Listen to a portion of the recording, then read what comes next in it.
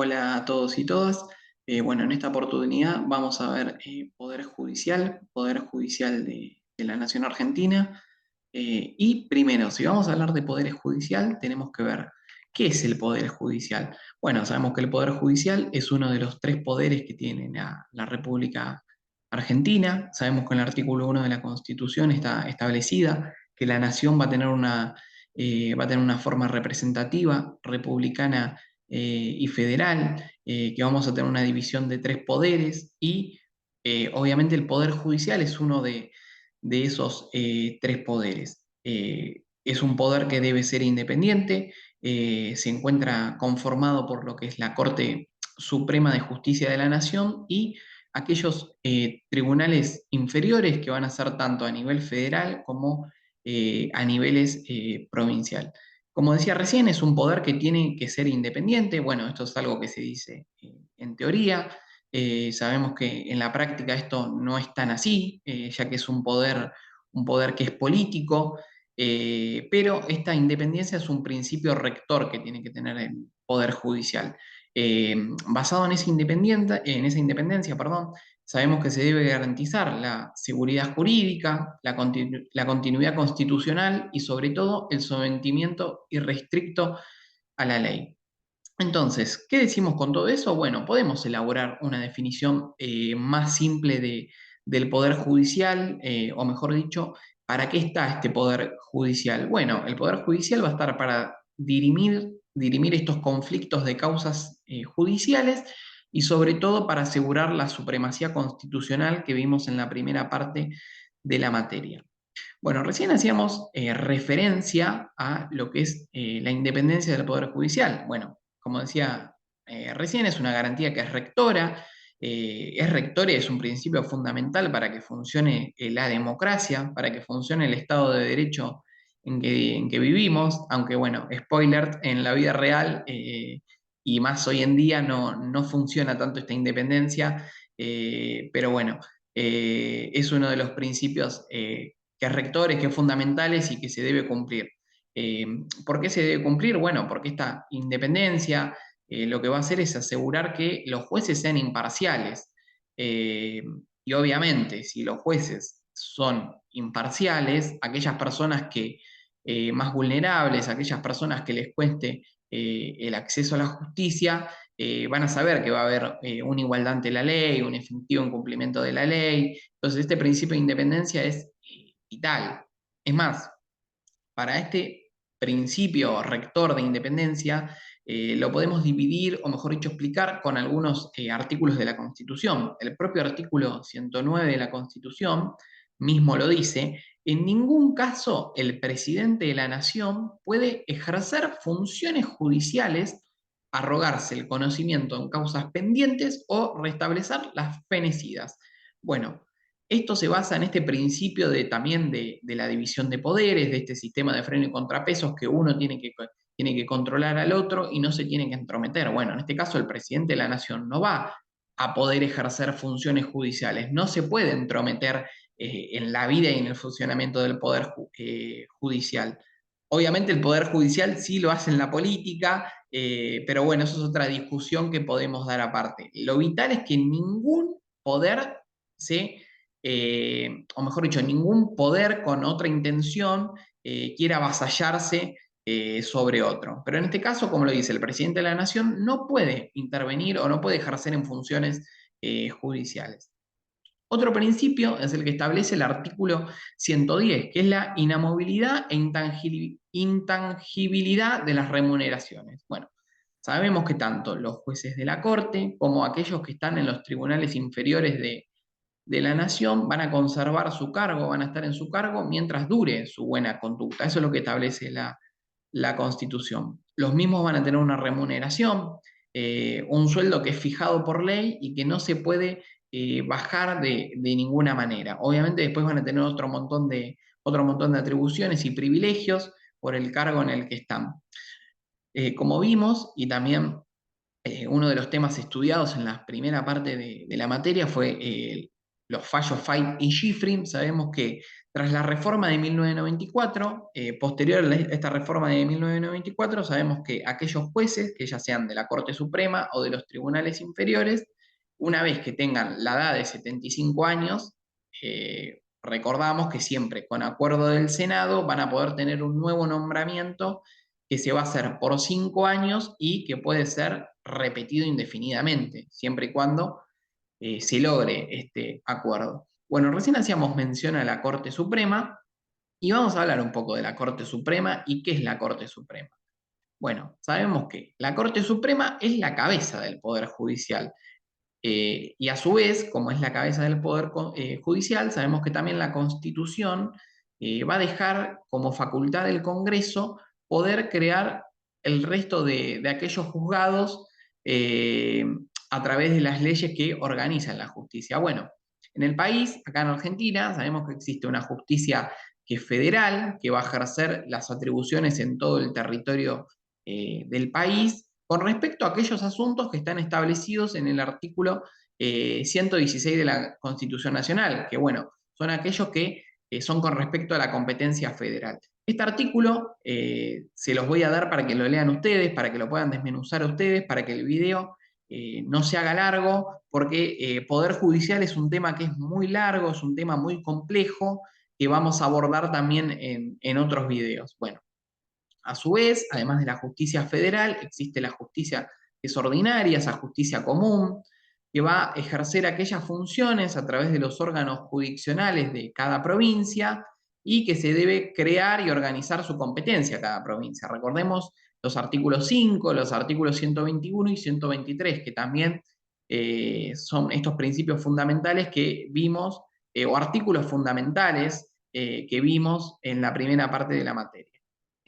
Sabemos que esta justicia ordinaria va a abarcar el conocimiento de todos aquellos puntos que son regidos por el derecho común. O sea que va a hablar de todo lo que está establecido en el derecho común y que tiene sus limitaciones en el artículo 75, inciso 12, que ahí va a estar todo detallado. Bueno.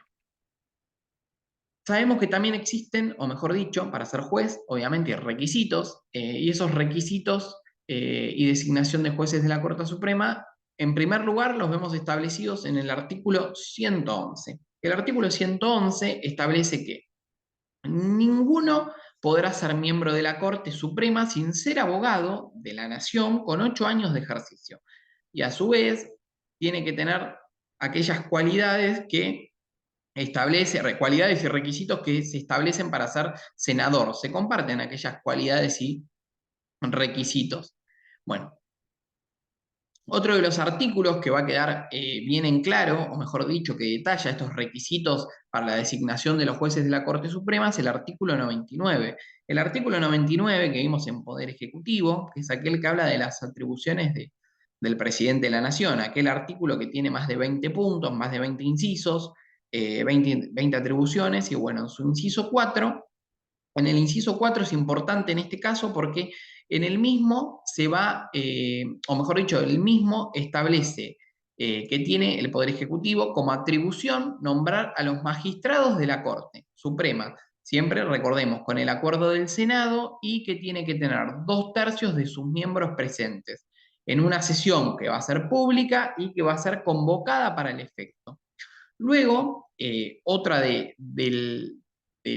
que es uno de los requisitos y designaciones requisitos, perdón, para la designación que es fundamental para los jueces de la Corte Suprema, va a estar establecido en el decreto 222/2003.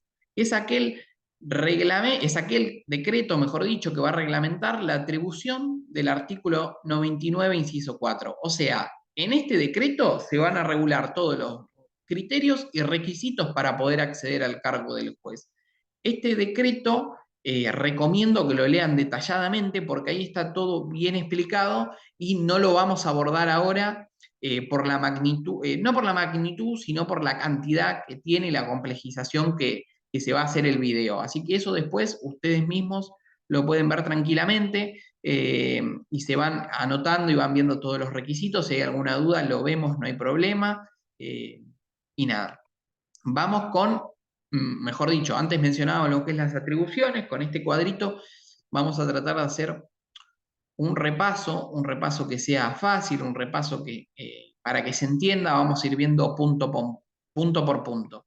Sabemos que hay atribuciones que son competencia de la justicia federal, como dijimos, hay una justicia federal y ordinaria, y aquellas competencias se basan en razón de la materia, razón de las personas y en razón del lugar. Bueno, cuando hablamos de en razón de la materia, van a ser aquellas causas que, o mejor dicho, aquellos puntos que van a estar basados en la Constitución, en las leyes de la nación, que van a estar ahí establecidos, o mejor dicho, que se reservan en el artículo 75, inciso 12, y aquellos tratados con potencias extranjeras.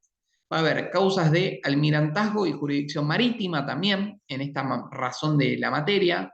Después, en esto que estamos viendo de atribuciones de competencias de la justicia federal, en razón de las personas, sabemos que van a estar aquellas causas en las que nación sea parte, aquellas causas donde haya, o mejor dicho, que se le concierne a embajadores, ministros públicos y los cónsules extranjeros. Sabemos que va a haber causas que subsisten entre dos o más provincias, entre una provincia y los vecinos de otro puede pasar, son casos que pueden pasar, o también entre vecinos de diferentes provincias, o entre una provincia o sus vecinos contra un Estado ciudadano extranjero. Otra de las atribuciones de la competencia de la justicia federal puede ser en razón del lugar, que en ese caso son aquellas causas que van a ser relativas a establecimientos de utilidad nacional. Que bueno, el gobierno federal hubiese emplazado en algún lugar del territorio de la nación. Por ejemplo, un establecimiento de utilidad nacional es la Casa Rosada, que se encuentra, que ahí se encuentra el presidente de la nación, la Casa Rosada, por más que se encuentre el presidente de la nación, se encuentra jurisdiccionalmente en la ciudad autónoma de Buenos Aires. En ese caso, por razón del lugar, como es un establecimiento de utilidad nacional, en ese caso aplicaría esta competencia federal. Bueno, después va a haber causas que se interpreten en el ámbito de la capital federal también, con expresa reserva de los derechos de la Ciudad Autónoma de Buenos Aires, que eso está establecido en los términos del artículo 129. Bueno, recién vimos lo que son las atribuciones de las competencias de la justicia federal y ahora vamos a ver estas modalidades de intervención de la Corte Suprema. Bueno, ¿cuáles son aquellas competencias que son originarias, que son exclusivas de la Corte Suprema? Bueno, van a ser aquellos asuntos que sean concernientes a aquellos embajadores, a los cónsules y a los ministros del extranjero. También aquellos asuntos en los que alguna provincia fuera parte. Y después, en aquellos casos, también, obviamente, cuando hablamos de todo esto, recién vimos competencia originaria y exclusiva de la Corte Suprema, y también va a haber competencias que son apeladas a la Corte Suprema, o sea, aquellas competencias que se van a apelar a la Corte Suprema, que en este caso las que se apelan a la Corte Suprema son los casos en que la Corte Suprema actúa como instancia de apelación ordinaria, eso lo pueden ver en el artículo 24, inciso 4 del decreto 1285 del 58, y después aquellos casos restantes enunciados en el artículo 116 de la Constitución, que van a tener, o mejor dicho, que van a estar excluidos de aquellos en que la competencia de la Corte sea originaria y exclusiva, que eso lo vamos a ver después más detalladamente.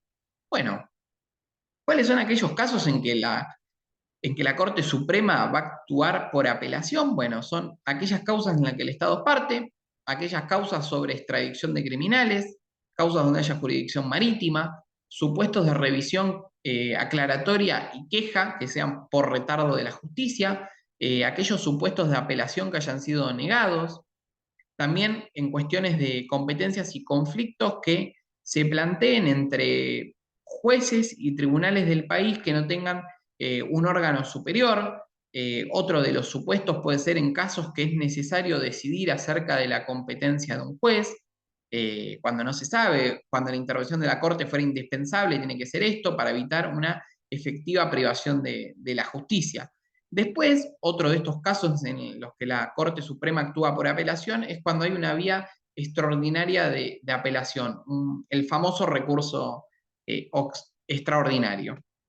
Bueno, después, recién hablamos un poco ahí de competencia originaria. Bueno, vamos a hablar de aquellos casos en los que aplica, en los que corresponde esta competencia originaria. Bueno, el artículo 117 eh, lo que hace es indicar, o mejor dicho, expresar aquellas competencias que van a aplicar, aquellas competencias que son originales a la Corte Suprema, que aplican, que son aquellas que son eh, que mejor dicho, que conciernen a los embajadores, a los cónsules, a los ministros extranjeros y aquellos en que alguna provincia fuera parte. La competencia en esos casos son originarias porque en esas cuestiones lo que es la Corte Suprema entiende basándose desde un principio y hasta el fenecimiento de la contienda. Eh, Así lo dice tal cual. Bueno, también es exclusiva porque va a inhibir, va a prohibir, va a inhibir la posibilidad de que esas cuestiones sean evaluadas por otro tribunal a nivel nacional o de provincia, que no sea la propia Corte Suprema. O sea, las competencias originarias son aquellos que sí o sí se deben tratar en la Corte Suprema y no hay otra posibilidad. Bueno, recién hablamos un poco de poder judicial, de Corte Suprema, hablamos de los requisitos para ser juez, hablamos también del famoso fallo Fay-Schifrin de la movilidad de los jueces, que eso lo habíamos visto en la primera parte de la materia, pero también tenemos que hablar de aquella designación de los miembros del Poder Judicial. Y nosotros acá en este Power está establecido como era antes de la reforma y nosotros lo que vamos a hablar es después de la reforma. Obviamente este candidato para jueces de la Corte Suprema tiene que ser propuesto de una manera discrecional por el presidente de la Nación, se tiene que iniciar un proceso eh, basándose en el decreto, ese proceso que está establecido en el decreto 222-2003, que era el que hablamos anteriormente, y el Senado tiene que tener acuerdo con acuerdo del Senado se van a designar los jueces, que como habíamos hablado antes, es por sesión pública, con una mayoría de 2/3 partes de sus miembros presentes, y eso está establecido en el artículo 99, inciso 4 de la Constitución Nacional. Y obviamente el presidente lo nombra y lo pone en funciones. Bueno, el resto de los jueces se va a designar, el resto de los jueces que integra el Poder Judicial, sacando, como vimos recién, los de la Corte Suprema, se van a designar basándose en que el Consejo de la Magistratura va a ser el que va a elevar una terna vinculante de aquellos candidatos a presidente, que va a ser obviamente previamente seleccionados por un concurso público, y este presidente toma de ellos a un candidato, que va a ser una decisión, mejor dicho, el presidente toma de ella a un candidato que, como dijimos anteriormente, tiene que ser por una decisión discrecional, y va a proponer su nombramiento del Senado. Y obviamente el Senado tiene que dar acuerdo en esta sesión pública para que se designe. Y el presidente lo nombra y lo pone en funciones. Así, de manera sencilla, clara, explicado capaz también de una manera un poco rápida, porque bueno, es un tema bastante complejo que lleva tiempo y ustedes en la bibliografía pueden profundizar sobre todas estas temáticas. Ahora vamos a ver, para ya ir cerrando, el tema de remoción de los jueces, también para que el video no se haga largo. En otro video encararemos todo lo que es Consejo de la Magistratura, Ministerio Público Fiscal. En otro video iremos profundizando esas temáticas que vimos en clase. Bueno, ahora vamos a hablar de la remoción de jueces. Bueno, vamos a dividir la remoción de jueces en dos. Jueces de la Corte Suprema y jueces de tribunales inferiores. Primero vamos a empezar por los jueces de la Corte Suprema y sabemos que su remoción va a estar establecida en el artículo 53 de la Constitución Nacional. ¿Qué dice el artículo 53? Bueno, es aquel artículo que establece el juicio político y arranca con un solo ella, por la Cámara de Diputados, va a ejercer el derecho de acusar, y acá lo dice, a los miembros de la Corte Suprema, cortamos acá el pedazo que necesitamos para Poder Judicial, en las causas de responsabilidad que se intenten contra ellos por mal desempeño o por delito en ejercicios de sus funciones, o por crímenes comunes después de haber conocido de ellos y declarado haber lugar a la formación de causa por la mayoría de 2/3 partes de su miembro presente. O sea que tiene que tener 2/3 partes de sus miembros presentes para poder hacer esta remoción por juicio político. Entonces, se puede hacer, o mejor dicho, la remoción de jueces de Corte Suprema es a través del mecanismo de juicio político que se va a hacer a estos miembros de la Corte Suprema, y se va a hacer siempre y cuando eh, tengan un mal desempeño. Ojo, no pongamos mal desempeño como una sentencia errónea o una sentencia que nosotros creamos arbitraria. Vayamos un poco más allá. Es un mal desempeño que va mucho más allá. O por esos delitos en el ejercicio de funciones o crímenes comunes que hayan cometido. Bueno, después, la otra remoción de jueces va a ser de los tribunales inferiores, que va a ser por el jury de enjuiciamiento, que va a estar establecido en el artículo 114 de la Constitución. Y el mismo establece que el Consejo de la Magistratura, regulado por una ley especial, sancionada por la mayoría absoluta de la totalidad de los miembros de cada Cámara, tendrá a su cargo la selección de los magistrados y la administración del Poder Judicial. Es decir, que acá los dos artículos están bastante claros, nos dan el procedimiento y nos indican cómo se da esa remoción. En Corte Suprema va a ser a través del juicio político, y para los jueces de tribunales inferiores va a ser por el jury de enjuiciamiento. Y ambos están establecidos, o mejor dicho, todo el procedimiento está bien explicado en los artículos de la Constitución que hemos visto recientemente. Bueno, con la primera parte de Poder Judicial hemos terminado ahora.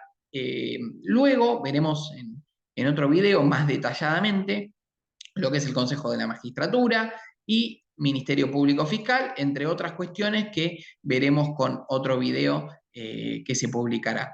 Esperemos que esto les haya servido. Para poder aclarar dudas o poder dejar los conceptos un poco más claros y detallados. Así que nos estamos encontrando en un próximo video. Hasta luego.